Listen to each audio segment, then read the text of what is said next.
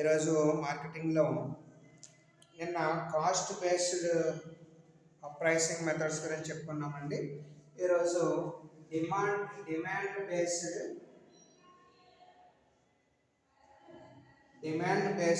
Methods గురించి చెప్పుకుందాము.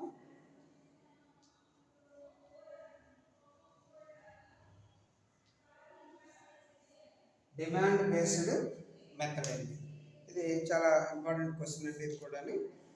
So the main feature of demand based pricing method.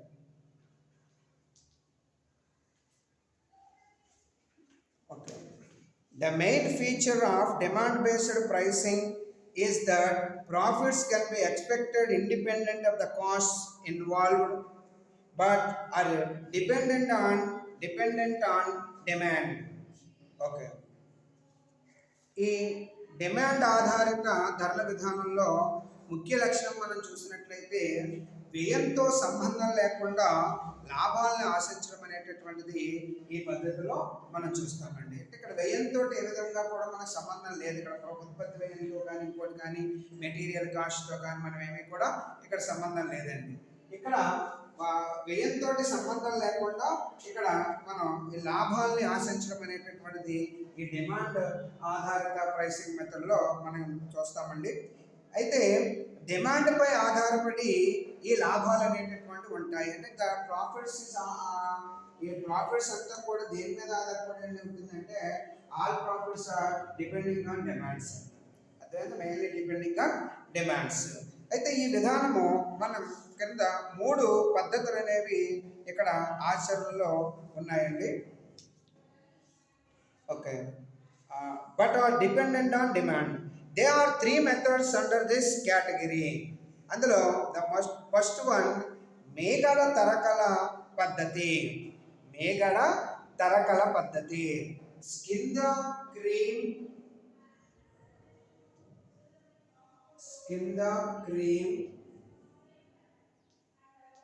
or cream pricing or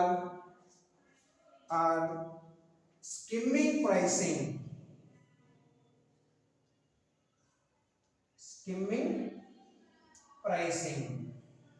మేగడ తరకల పద్ధతి అని.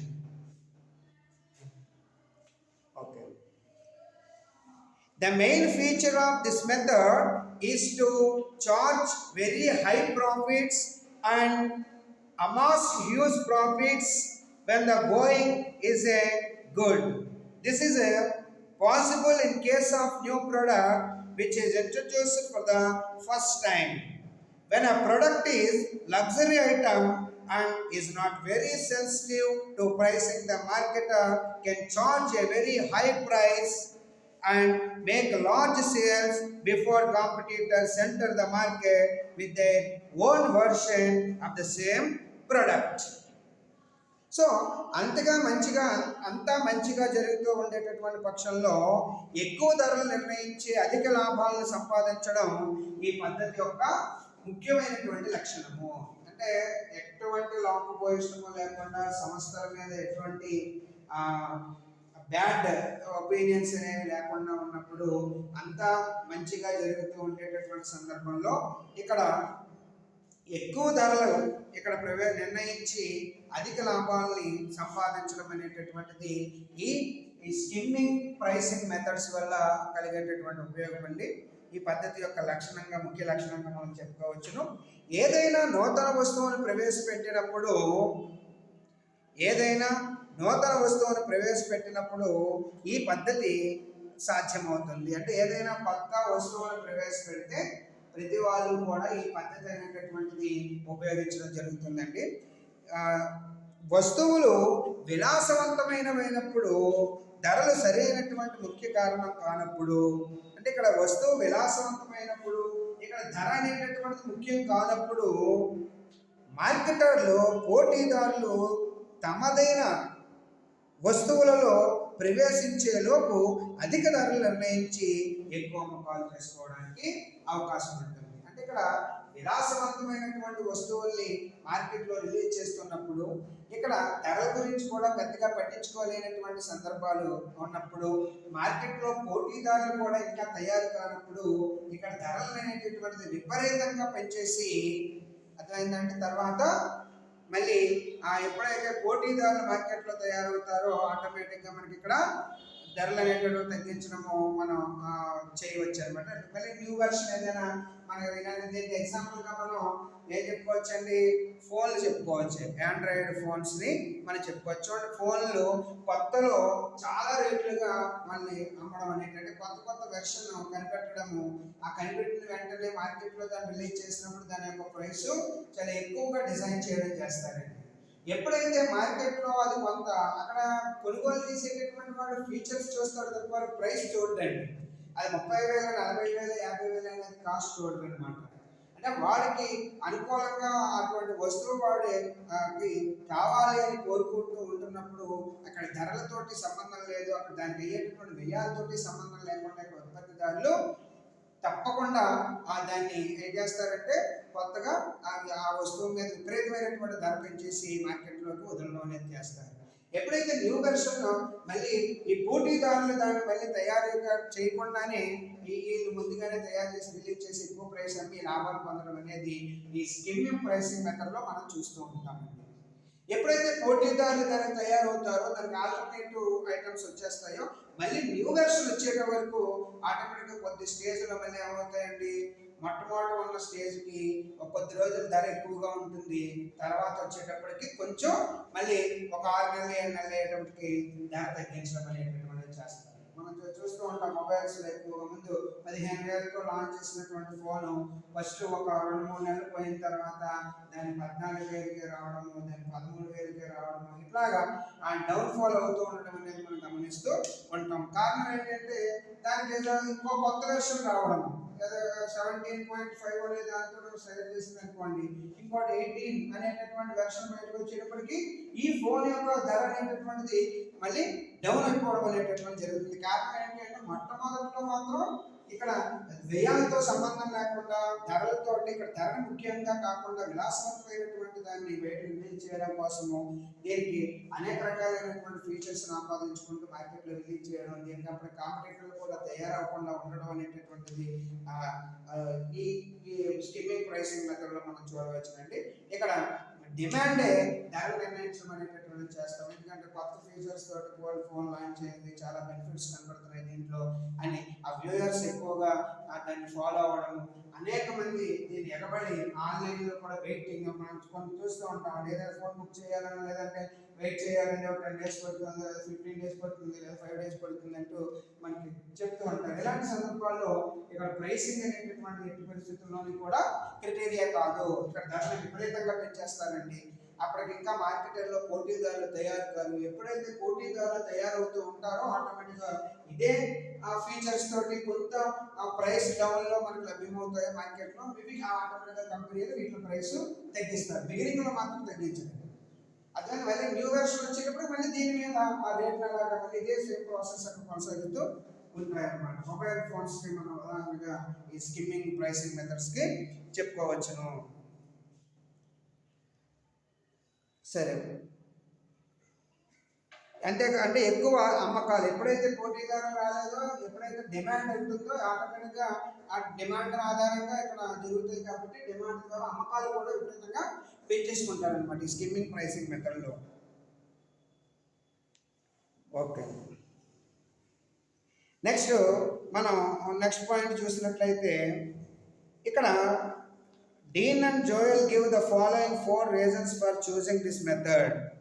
అంటే ఈ పద్ధతిని ఎంపిక చేయడానికి డీన్ అనే జోయల్ 4 రకాలైనటువంటి కారణాలని ఇక్కడ పేర్కొనడం జరిగింది. అందులో ద ఫస్ట్ రీజన్ వచ్చి in case of new and distinctive products, నూతన మరియు ప్రత్యేకమైనటువంటి వస్తువులు ఉన్నప్పుడు వస్తు జీవిత చక్ర ప్రారంభ దశలో వస్తువు యొక్క నాణ్యత తక్కువ ప్రాధాన్యత కలిగి ఉంటుంది. వస్తువు పూర్తిగా పెరిగినట్లయితే పోటీ కొంత స్థాయిలో వస్తుంది. ఈ సమయంలో ఖచ్చితమైనటువంటి అమ్మకాలపై ఎక్కువ ప్రభావాన్ని చూపిస్తుంది. The quality of the product would be of lesser significance than price in the early stages, then it will be when the product is fully grown and has some level of competition. This is the period when pure salesmanship can have the greatest effect on sales. అంటే ఎప్పుడైతే పోటీ పూర్తిగా ప్రారంభం అవుతోందో మార్కెట్లో ధరల పోటీల వలన తగ్గించేటటువంటి స్థితి రానటువంటి సమయంలో ఈ ధరల విధానం ఎంతగానో ఉపయోగపడుతుంది అనమాట. అంటే నూతన మరియు ప్రత్యేకమైనటువంటి వస్తువుల విషయంలో మనం చూసినట్లయితే ఈ నాణ్యత తక్కువ ప్రాధాన్యత, అంటే వస్తువు యొక్క ప్రారంభ దశలో ఆ వస్తువు యొక్క ప్రాధాన్యత తక్కువ స్థాయిలో ఉండడం అనేటటువంటి జరుగుతుందండి. వస్తువు ఎప్పుడైతే పూర్తిగా పెరుగుతుందో మార్కెట్లో పోటీ కొంత స్థాయిలో ఉండడం అనేటటువంటి జరుగుతుంది. ఈ సమయంలో ఖచ్చితమైనటువంటి అమ్మకం వ్యవహారం అమ్మకాలపై ఎక్కువ ప్రభావాన్ని చూపిస్తుంది. పోటీ ఎప్పుడైతే విపరీతంగా ప్రారంభమవుతుందో అప్పుడు కూడా మార్కెట్లలో ధరలు ఈ పోటీ అనేటటువంటి వలన తగ్గించే స్థితి రాకుండా ఉండడం కోసము ఈ పద్ధతి అనేది ఎంతగానో ఉపయోగపడుతుంది. అప్పుడు వినియోగదారులు తాము చేసే చెల్లింపులను పెద్దగా పట్టించుకునేటటువంటి పరిస్థితి, ఎంత పెట్టి కొనేస్తాం అంత పెట్టి కొనేస్తాం అనేటటువంటి భావన వాళ్ళలో ఉండదండి. It is generally easier to start with a big refusal price initially and reduce it later and when the response was mild, than charging a low price in the beginning and raising it later on to cover unforeseen costs or exploit a popular product. So ప్రారంభంలో ఎక్కువ తిరస్కార ధరతో ప్రారంభించి ప్రతిస్పందన తక్కువగా ఉన్నప్పుడు ధరలు తగ్గించి తర్వాత అనుకోని వ్యయాలను భరించడం, ధరలు పెంచడం కూడా జరుగుతుందండి. ఎప్పుడైతే బిగినింగ్లో మనం చూసామో కొంచెం ధర అనేటటువంటి తగ్గిస్తారండి. ఎందుకంటే ప్రజల్లో ముందు ఆ వినియోగదారులు ఆ వస్తువు అనేటటువంటిది పరిచయం అవ్వాలి. అందుకోసం అక్కడ ముందు కొంత ధర అనేటటువంటిది తగ్గిస్తారండి. ఆటోమేటిక్గా ఎప్పుడైతే ప్రతిస్పందన మనకి తక్కువగా ఉన్నప్పుడు ధరలు తగ్గించడం అనేటటువంటి జరుగుతుంది. తరువాత అనుకోనటువంటి వ్యయాల్ని మొత్తం బాగా పూర్తిగా ఇచ్చేసి ఉత్పత్తి వ్యయాలు కూడా రాబట్టుకునే స్థితి వచ్చినప్పుడు ఆటోమేటిక్గా దాన్ని ఇంక్రీజ్ చేసుకోవడం అనేటటువంటిది జనరల్గా జరుగుతూ ఉంటుందండి. మార్కెట్ అభివృద్ధి దశలో అధిక ధరలు అమ్మకాలను ఎక్కువగా తీసుకుని వస్తాయి. దీనివల్ల మార్కెట్లను విస్తృతపరచుకోవడానికి తగిన నిధులు దొరుకుతాయి అన్నమాట. అంటే ఎప్పుడైతే అధిక ధరలు మార్కెట్ని ఎస్టాబ్లిష్ చేసుకోవడానికి ఇక్కడ అవకాశం అనేటటువంటిది ఉంటుందన్నమాట. కాబట్టి అమ్మకాలు అనేటటువంటిది విపరీతంగా మనం పెంచుకున్నట్లయితే ఆటోమేటిక్గా ఇక్కడ అమ్మకాలకు సంబంధించి అమ్మకాల ద్వారా చేకూరేటటువంటి నిధుల ఆధారంగా మార్కెట్లను విస్తృతపరచుకోవడానికి అవకాశం ఉంటుంది. అంతేకాకుండా తగిన నిధులు కూడా అక్కడ సమకూరడానికి అవకాశం అనేది ఉంటుంది.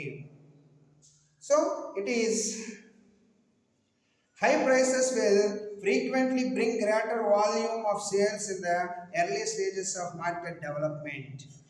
This will provide funds to the firm for financing expansion up to the big volume sectors of the market. Okay, the next important point, penetrating pricing or low pricing. ఆకర్షించే ధరలు లేదా తక్కువ ధరల పద్ధతి. మార్కెట్లోని అన్ని సెగ్మెంట్లకు వస్తువులు చేర్చడానికి తక్కువ ధరల పద్ధతిని ఉపయోగించడం జరుగుతుంది. అంటే మార్కెట్లో ఉండేటటువంటి అన్ని సెగ్మెంట్లకి కూడా వస్తువుల్ని చేర్చడానికి ముందుగా మనకు తక్కువ ధరలు అనేటటువంటిది నిర్ణయించడం అనేది జరుగుతుందండి. ఈ పద్ధతి పైన పేర్కొన్న అంటే పైన చెప్పినటువంటి స్కిమ్మింగ్ ప్రైసింగ్ మెథడ్కి విరుద్ధంగా ఉంటుంది, ఆపోజిట్గా ఉంటుందండి, పూర్తిగా భిన్నంగా ఉంటుంది. ఈ ధరల విధానం నూతన వస్తువులకు ధరలు నిర్ణయించేటప్పుడు కూడా ఎంతగానో ఉపయోగపడుతుంది అని చెప్పవచ్చును. అంటే సాధారణంగా చూడండి, పెనట్రేషన్ ప్రైసింగ్ గురించి చూసినట్లయితే this is a method which believes in charging a very low price to make the product penetrate deep into all segments of the market. It is opposite to skimming pricing. Penetrating pricing is also quite useful for pricing of new products. This method is advisable under the following conditions. ఈ పద్ధతి అంటే సాధారణంగా ఈ పద్ధతి ఈ క్రింది పరిస్థితుల్లో ఎక్కువగా ఉపయోగపడుతుంది. ఏమిటా క్రింది పరిస్థితుల్లో మనం చూసినట్లయితే అమ్మకాల పరిమాణం ధరలను చాలా ఎక్కువగా స్పందించేటటువంటి స్థితిలో ప్రారంభ దశలో కూడా ఉన్నప్పుడు, అంటే అమ్మకాల ధరలు అనేటటువంటి అమ్మకాల యొక్క పరిమాణంకు సంబంధించేటటువంటి ధరల్ని చాలా ఎక్కువగా స్పందించే స్థితి ప్రారంభ దశలో ఉన్నప్పుడు, అలాగే ప్రారంభించినటువంటి వెంటనే వస్తువు పోటీలు ఎదుర్కోవలసి వస్తున్నప్పుడు, అలాగే రాబోయే లాభం కన్నా అమ్మకాల పరిమాణం పెరిగినప్పుడు, ఎక్కువ ప్రయోజనాలు ఏర్పడినట్లయితే, అలాగే ప్రజలు ఈ వస్తువును తన దైనందిన జీవితంలో వస్తువుగా అంగీకరించినట్లయితే, సో ఇలాంటి సిచ్యువేషన్లో ఈ పెనట్రేషన్ పద్ధతి అనేటటువంటిది, లేదా ఆకర్షించే లేదా తక్కువ ధరల పద్ధతి అనేటటువంటిది మనకి ఎక్కువగా ఉపయోగపడుతుంది. When the volume of sales is highly sensitive and responsive to price even in the early stage, when the product is likely to face still competition very soon after introduction, when huge benefits accrue due to large volume of sales rather than large volume of profit, when there is a possibility that public will accept this product as a part of its daily life. So ఇలాంటి సందర్భాల్లో ఈ పద్ధతి అనేటటువంటిది మనకి ఎక్కువగా ఉపయోగపడుతుంది. Next మనం చూసినట్లయితే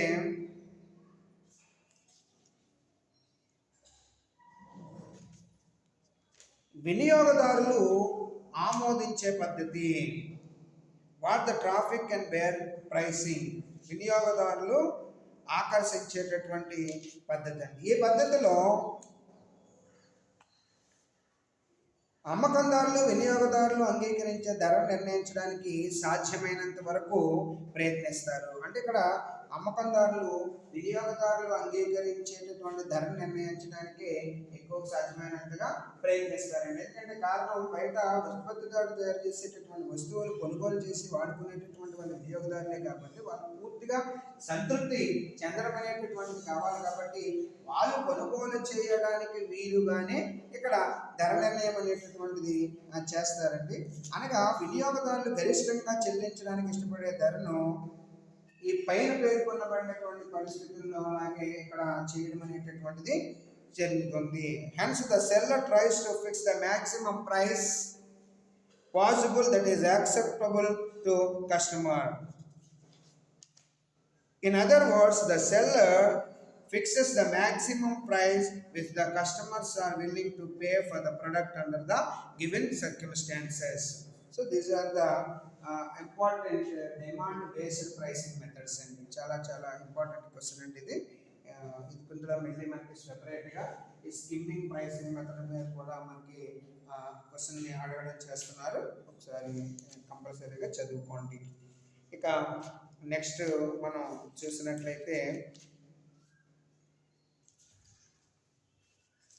ఇందులో అనదర్ ఇంపార్టెంట్ టాపిక్ వచ్చి resale price maintenance.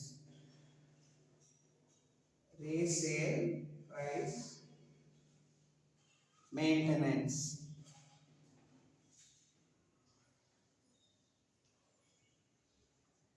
Resale price maintenance.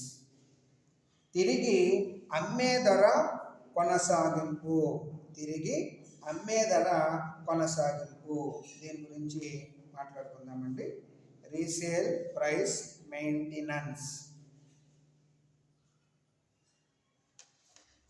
Maintenance maintenance.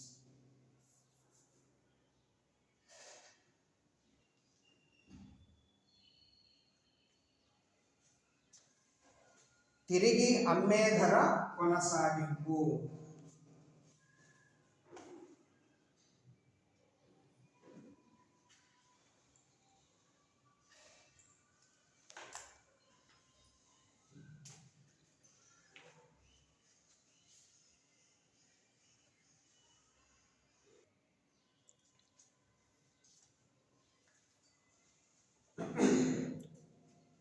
Okay, ఉత్పత్తిదారుడు ఉత్పత్తి చేసిన వస్తువును చిల్లర వర్తకుడుకు తిరిగి వినియోగదారులకు విక్రయించేటప్పుడు ఉత్పత్తిదారుడు తాను నిర్ణయించినటువంటి ధరలను నియంత్రించాలనేటటువంటి ఉద్దేశంతో అనుసరించే విధానాన్ని తిరిగి అమ్మే ధర కొనసాగింపుగా మనం చెప్తామండి. అంటే ఉత్పత్తిదారుడు వస్తువుల్ని తయారు చేసి ఆ వినియోగదారుడికి, అంటే మన చిల్లర వర్తకులకు అమ్మేటప్పుడు చిల్లర వర్తకుడు సాధారణంగా వినియోగదారుడికి అమ్ముతాడండి, ఇది మనకు తెలుసున్నటువంటిది. అయితే చిల్లర వర్తకుడు వినియోగదారుడికి అమ్మేటప్పుడు ఉత్పత్తిదారుడు ఏం చేస్తాడంటే ఆ ధరలను నియంత్రించడం కోసము, అంటే లేకపోతే చిల్లర వర్తకుడు బాగా ఎక్కువ వేస్తామని అమ్మేశారు అనుకోండి, ఆటోమేటిక్గా ఆ ఉత్పత్తి ప్రొడక్ట్ మీద పడిపోతుంది కదండి, ఆ సంస్థ మీదకి వెళ్ళిపోతుంది. అందుకోసం ఉత్పత్తిదారుడు ఆ ధరలు నియంత్రించడం కోసం తిరిగి నియంత్రించాలనే ఉద్దేశంతో అనుసరించేటటువంటి విధానాన్ని మనం రీసేల్ ప్రైస్ మెయింటెనెన్స్ అంటాము. అర్థమైందండి?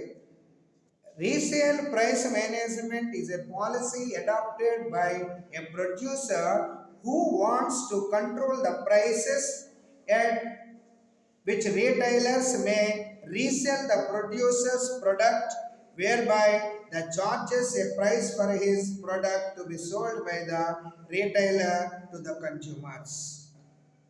సో ఉత్పత్తిదారుడికి తాను నిర్ణయించినటువంటి ధరలను నియంత్రించాలనే ఉద్దేశంతో ఈ అనుసరించే విధానాన్ని మనం తిరిగి అమ్మే ధర కొనసాగింపు ధర అంటారండి. అనగా ఉత్పత్తిదారుడు తన వస్తువుకు నిర్ణయించిన ధరకే చిల్లర వర్తకుడు వినియోగదారుడికి అమ్మవలసి ఉంటుంది. అంటే ఉత్పత్తిదారుడు ఒక వస్తువుకి సంబంధించి ఎంత ధర అయితే వాడు ఫిక్సేషన్ చేశాడో అదే ధరకి చిల్లర వర్తకుడు కూడా వినియోగదారుడికి అమ్మాలండి. లేకపోతే ఏమవుతుంది, చిల్లర వర్తకుడు దానికి ఏదైనా రేటు ఎక్కువ వేసుకుని అమ్మాడు అనుకోండి, ఆటోమేటిక్గా అది ఉత్పత్తి మీద ప్రభావంతో పాటు సంస్థ యొక్క లాభాల మీద కూడా ప్రభావం చూపుతుంది. కారణం ఏంటంటే వినియోగదారులు ఆటోమేటిక్గా ధర ఎక్కువ కొనడం మానేస్తే ఆ ఉత్పత్తి అనేది వృధాగా పడిపోతుంది. అందుకోసం ఉత్పత్తిదారుడు అటువంటి ధరల్ని నియంత్రించడం కోసం చేసేటటువంటి ఒక ప్రధానమైనటువంటి కొనసాగింపే ఈ రీసేల్ ప్రైస్ మెయింటెనెన్స్ అంటామండి. ఈ రీసేల్ ప్రైస్ మెయింటెనెన్స్ లో ఉత్పత్తిదారుడే ఒక ధర అనేటటువంటి ఫిక్సేషన్ చేసినప్పుడు ఆ ధరకే చిల్లర వర్తకులు అనేటటువంటి వాళ్ళు వినియోగదారులకి అమ్మడం అనేది ఈ దీంట్లో మనం తెలుసుకుంటామండి. ఒక వస్తువును చిల్లర వర్తకుడు తన వినియోగదారుడికి అమ్మే ధరను చిల్లర ధర అంటారు. అంటే చిల్లర వర్తకుడు వినియోగదారుడికి అమ్మేటటువంటి ధరని చిల్లర ధరగా మనం చెప్తామండి. సాధారణంగా చిల్లర వర్తకుడు ఒక వస్తువును అమ్మేటప్పుడు ఆ వస్తువుకైన ఉత్పత్తి వ్యయము, దానిపై అతడు పొందవలసినటువంటి లాభ శాతాన్ని పరిగణలోకి తీసుకుంటాడు. ఒక చిల్లర వర్తకుడు తన లాభ శాతాన్ని తగ్గించుకుని మార్కెట్లోని పరిస్థితులను పరిగణలోకి తీసుకుని ఏ ధరకైనా స్వేచ్ఛగా విక్రయించుకోవచ్చును. సరఫరాదారుడు మరియు తుది అమ్మకందారుల మధ్య జరిగే ఒప్పందాన్ని తిరిగి అమ్మే ధర కొనసాగింపుగా ఇక్కడ చెప్తారండి. సరఫరాదారు తాను సరఫరా చేసిన వస్తువులు లేదా సేవలను తాను నిర్ణయించిన ధరలకే తిరిగి అమ్మే వ్యక్తి అమ్మాలనే నిబంధన సాధారణంగా ఉంటుంది. ఒక ప్రత్యేకమైనటువంటి బ్రాండ్ అధిక స్థాయి కలిగిన వినియోగదారుని అంగీకారమును, మంచి పేరు ప్రఖ్యాతలను సాధించాలనేది వారి ఒప్పందంలో మరొక నిబంధన. అటువంటప్పుడు ఉత్పత్తిదారుడు తన వస్తువుకు అంతిమ వినియోగం చేరే వరకు కూడా ధర అదే విధంగా కొనసాగించేటట్లుగా చూడవలసి ఉంటుంది. అందుకొరకు అనారోగ్యకరమైనటువంటి ధర పోటీ లేకుండా చేయడమే ఈ విధానమైనటువంటి లక్ష్యము. దీనికోసం వస్తువు బ్రాండు, పేటెంట్ హక్కులు, ట్రేడ్ మార్కెట్ వంటి వాటిని గుర్తించుట, ప్రాంతాలపై నిబంధనలు విధించుట, వస్తువులను చిల్లర వర్తకులు అమ్మవలసిన ధరలపై నియంత్రణ విధించుట చేయవలసి ఉంటుంది. సో ఇక్కడ సాధారణంగా మనం చూసినట్లయితే ఈ ఉత్పత్తిదారుల నుంచి ఆ టోకు వర్తకులు, అక్కడి నుంచి మనం చిల్లర వర్తకులు వినియోగదారులకు ఈ వస్తువులు అనేటటువంటి అమ్మడం మనం సాధారణంగా చూస్తూ ఉంటామండి. వాడు చిల్లర వర్తకుడు వినియోగదారుడికి అమ్మేటటువంటి దాన్ని మనం చిల్లర అమ్మకంగా మనం చెప్పుకుంటాము. అయితే వాడు కొంత అక్కడ ఉండేటటువంటి ఉత్పత్తి వ్యయాన్ని పరిగణలోకి తీసుకుని వాడు కొంత లాభ శాతాన్ని అనేది కలుపుకొని మనకి అమ్మడం అనేది సాధారణంగా చేస్తూ ఉంటాము. అయితే ఇక్కడ మనం పరిశీలన చూసినట్లయితే అది సరఫరాదారునికి అలాగే తుది అమ్మకందారులకి మధ్య జరిగేటటువంటి ఒప్పందాన్ని తిరిగి అమ్మే ధర కొనసాగింపుగా ధరగా మనం చెప్పుకోవచ్చునండి. అంటే ఇక్కడ ఏమవుతుంది అంటే ఉత్పత్తిదారుడు ఆటోమేటిక్గా వాడు తయారు చేసినటువంటి వస్తువు తుది అంటే అంతిమ వినియోగంలోకి రావడం అనేది ఇక్కడ చాలా ముఖ్యమైనటువంటి అంశంగా మనం తీసుకోవాలి. ఎప్పుడైతే తుది వినియోగదారులకు ఆ వస్తువుల్ని కొనుగోలు చేయడం ప్రారంభిస్తారో అప్పుడు ఆ ఉత్పత్తికి మంచి మంచి గుడ్ విల్ అనేటటువంటిది వస్తుందండి. ఆటోమేటిక్గా సంస్థకు కూడా గుడ్ విల్ వస్తాయి. సో ఈ ఉద్దేశంతో ఇక్కడ ఉత్పత్తిదారుడు ఏం చేస్తాడంటే ఆ మంచి బ్రాండ్ కలిగినటువంటి వస్తువులు, అలాగే దానికి సంబంధించేటటువంటి పేటెంట్ హక్కులు కానివ్వండి, లేదా ట్రేడ్ మార్కులకు సంబంధించి కానీ, అలాగే ఆ ఎక్కువ రేటుకి ఏమైనా ఉత్పత్తిదారులు అది చిల్లర వర్తకులు వినియోగదారులు నమ్మకుండా ప్రత్యేకమైనటువంటి నియంత్రణ చర్యలని, నియంత్రణ నిషేధాన్ని కూడా అక్కడ ఆ వస్తువుకి సంబంధించి చర్యలు తీసుకుంటూ చేసినట్లయితే చేయుటయే ఈ తిరిగి అమ్మేటటువంటి రీసేల్ రిస్క్ మెయింటెనెన్స్ యొక్క ఉద్దేశం అండి. దీనివల్ల ఏమిటి అంటే ఉత్పత్తిదారుడు ఏ విధంగా అయితే వాడు తుది వినియోగదారులు ఆ వస్తువును కోరుకోవాలనుకుంటున్నాడో అది అంతిమంగా సాధ్యమయ్యేటట్టుగా చూసుకోవడం అనేది ఉత్పత్తిదారుడు యొక్క ప్రధాన విధిగా మనం చెప్పుకోవచ్చును. అర్థమైందండి. ఇక్కడ ఎట్టి పరిస్థితుల్లోనూ కూడా ఆ వస్తువు వాడు నిర్ణయించినటువంటి ధరలే ఫైనల్ స్టేజ్లో కూడా వాడు అమ్ముకోవడానికి అమ్మే విధంగా చూడాలన్నమాట అండి. చిల్లర వర్తకుడు వినియోగదారుడికి అమ్మేటట్టుగా చూడాలి. ఎందుకంటే ఇప్పుడు మరి వాడికి ఆల్మోస్ట్ వాడికి అందులో కూడా లాభం లేకుండా ఏమి ఇవ్వడండి. ఆటోమేటిక్గా చిల్లర వర్తకు కూడా ఎంతో కొంత బెనిఫిట్ ఉండేటట్టుగానే ధర ఫిక్సేషన్ అనేటటువంటి ప్రొడ్యూసర్ చేయడం జరుగుతుంది. కానీ ఎప్పుడైతే వీళ్ళు అంతిమంగా ఏదైనా ఎక్కువ లాభాల కోసం, ఎక్కువ అమ్మకాలు అనేటటువంటిది జరపడం కోసము, లేకపోతే ఆ ధరలో విపరీతమైనటువంటి మార్పులు చేయడం కోసము ఇలాంటివి ఏదైనా జరిగినట్లయితే కొంచెం ప్రొడక్ట్ మీద అది ఇంపాక్ట్ అనేది పడుతుంది. కాబట్టి ఉత్పత్తిదారుడు ఏంటంటే దానికి సంబంధించేటటువంటి అంటే ధర నిర్ణయ విధానాలు కానివ్వండి, ఆ ప్రాంతాలకు సంబంధించి ధర నిషేధిత ఉత్తర్వులు లాంటివి ఏదైనా జారీ చేయడము, అట్లాగే మార్కెట్లో చిల్లర వర్తకులకు సంబంధించి ఆ ట్రేడ్ మార్కులు కానివ్వండి, లేకపోతే పేటెంట్ హక్కులు కానివ్వండి, వీటి మీద కూడా సరిగ్గా వాటిని గుర్తించడము, ఇవన్నీ కూడా ఈ ధరలపై నియంత్రణ అనేటటువంటి చేయడం అనేది ముఖ్యంగా ఈ ఉత్పత్తిదారులు చేయవలసి ఉంటుందండి. సాధారణంగా ఆ విధమైన ఏర్పాటు పరస్పర ఒప్పందం ద్వారా చేసుకుంటారు. సో ఒకసారి ఇంగ్లీష్ మీడియం వాళ్ళు వినండి. Retail price is that price at which a retailer sells the product to his customer.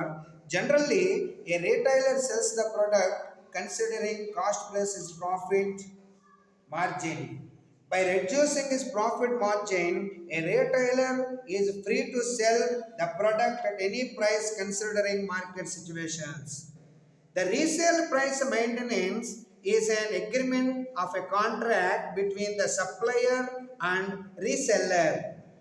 This normally stipulates the conditions that the seller has to sell the goods or services at a price that is fixed by the supplier. And another condition in their agreement is that the particular brand should have achieved a high degree of customers' acceptance and popularity. Then the producer must see that the price is maintained till his product reaches the ultimate consumer. Therefore, the aim of his policy is to prevent the unhealthy price competition. This is by identifying the product, brand, patent right, trade marketing, and place restrictions and control on prices set which the products shall be sold by the retailers. Generally, such agreement is arrived at by mutual agreement, in some cases through a formal contract and in other by common understanding. So, సాధారణంగా ఆ విధమైనటువంటి ఏర్పాటు పరస్పర ఒప్పందం ద్వారా చేసుకుంటారు. కొంతమంది విషయంలో ఇది సాధారణ ఒప్పందం ద్వారా కూడా జరుగును. మరికొంతమంది విషయంలో అది పరస్పర అవగాహన ద్వారా జరుగును. సో అనుచిత వర్తక పద్ధతులను తొలగించడానికి ఇటువంటి ఏర్పాట్ల గురించి చట్టాన్ని కూడా గుర్తించడం జరిగిందండి. దీని ప్రకారం ఒకసారి దీనికి సంబంధించి ఆ చట్టాన్ని కూడా రూపకల్పన చేయడం అనేది జరిగింది. అంటే ఇది సాధారణంగా ఇక్కడ ఒప్పందం ద్వారా పరస్పరం వాళ్ళ ఇరువురి మధ్య ఉండేటటువంటి ఒప్పందం ద్వారా ఒక మ్యూచువల్ అగ్రిమెంట్ ద్వారా ఇది సాధ్యమనేటటువంటి జరుగుతుందండి.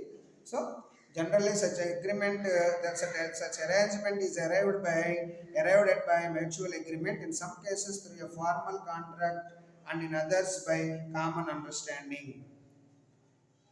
ఓకే, దీని గురించి ఒక చట్ట సవరణ కూడా జరగడం అనేటటువంటి జరిగింది.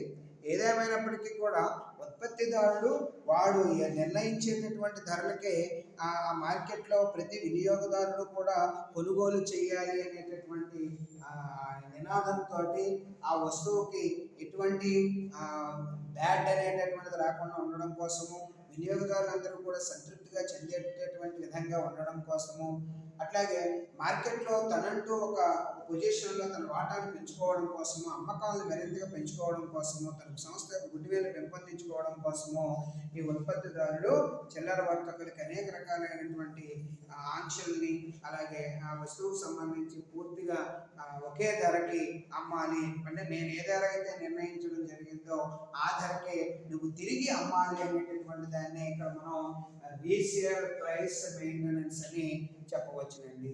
ఇది దీనికి సంబంధించినటువంటి ఇన్ఫర్మేషన్. ఇది కూడా మనకి స్టార్ట్ క్వశ్చన్ అడగడానికి అవకాశం ఉంది. ఇందులో మరికొన్ని క్వశ్చన్స్ ఉన్నాయండి ఈ టాపిక్లో.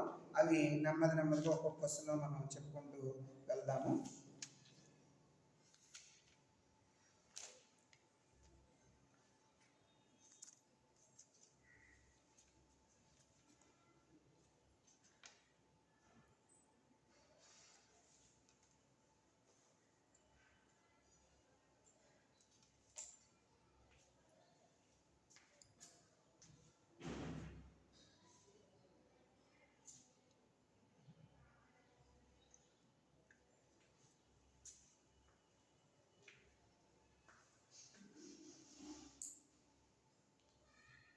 ఇక ఈ టాపిక్లో మనకి ఉండేటటువంటి అంటే కొన్ని షార్ట్ క్వశ్చన్స్గా ఎగ్జామినర్ ఈ యూనిట్లో అడగడానికి అవకాశం ఉండేటటువంటి క్వశ్చన్స్ చూసినట్లయితే, ఇందులో tender pricing or quotation price అని, టెండర్ ధర లేదా కొటేషన్ ధర గురించి పద్ధతి కానీ, అలాగే చెల్లించగలిగేటటువంటి ధర మరియు వ్యత్యాసమైనటువంటి ధర గురించి కానీ, సో